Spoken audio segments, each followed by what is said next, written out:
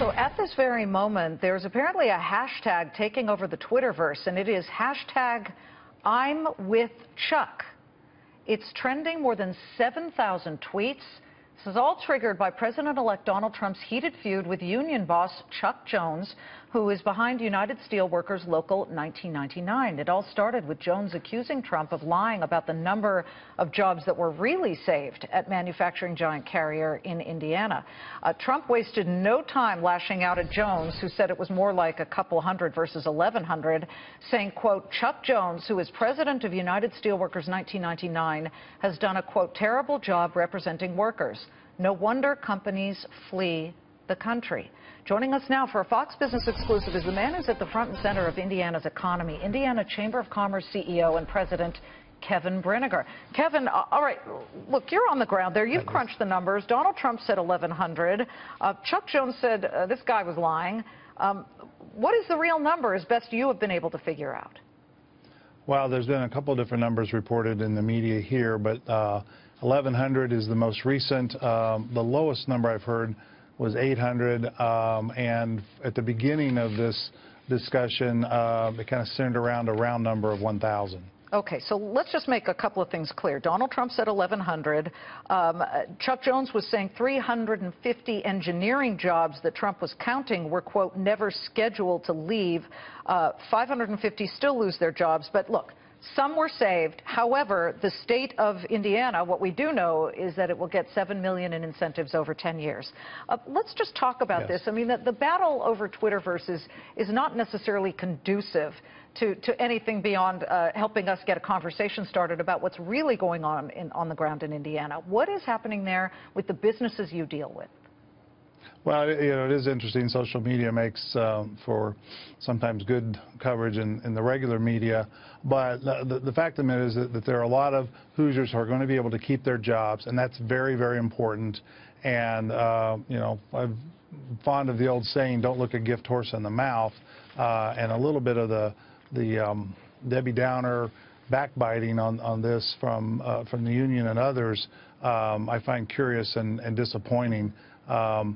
That said, a president of the United States cannot do economic development one company at a time, and we in the business community, certainly here in Indiana, are excited about the possibility of stopping the regulatory onslaught that has besieged the business community throughout the country, and moving on to higher levels of economic growth and prosperity for all Americans. Well, maybe that's the side window way to go. I mean, to lighten up the regulatory load where appropriate, not in safety jobs, because that definitely can be a negative if you release the hounds and suddenly workers are getting hurt. Donald Trump has said he'd probably keep in most of the safety regulations, but you know, I look at all of what's happening. You have to go after the bad actors. Well, yeah, you got to be careful here. So we're not here to beat up the unions in any way, shape, or form. Nor it appears is Mike Pence, who just recently, as a couple of months ago, had sat with Chuck Jones and said very positive things about him. Does it surprise you that there may be a little bit of a disconnect between the vice president-elect and the president-elect? And what do you feel about the unions, such as Chuck Jones's in the state of Indiana? Well, I mean, they're in a difficult situation when companies become uncompetitive and have to look elsewhere.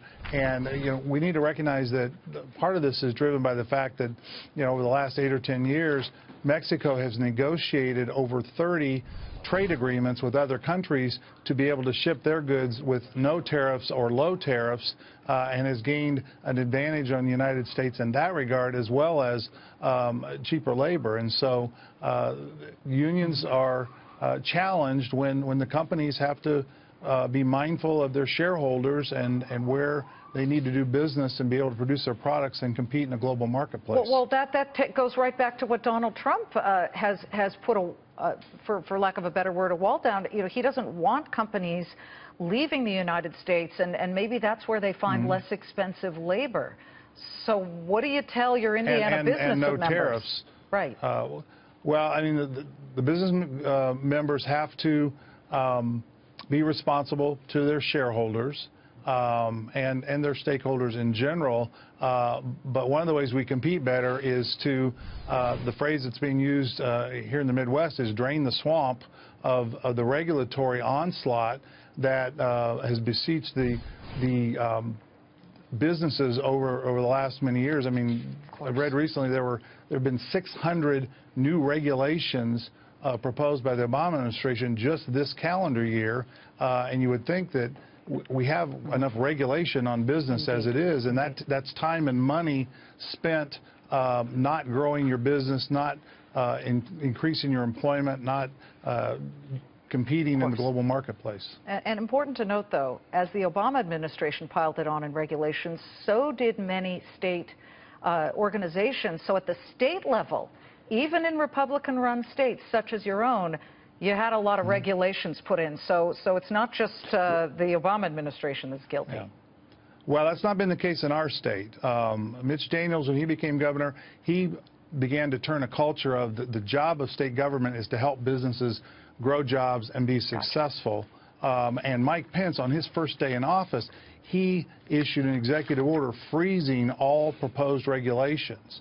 So it's been a different approach that has helped Indiana grow and improve its business climate ranking from 28th 12, 14 years ago to now 5th best in the country and #1 in the Midwest. Well, Indiana's got big names like Eli Lilly and Anthem, a lot of big companies there. We're watching it. Thank you so much, Kevin.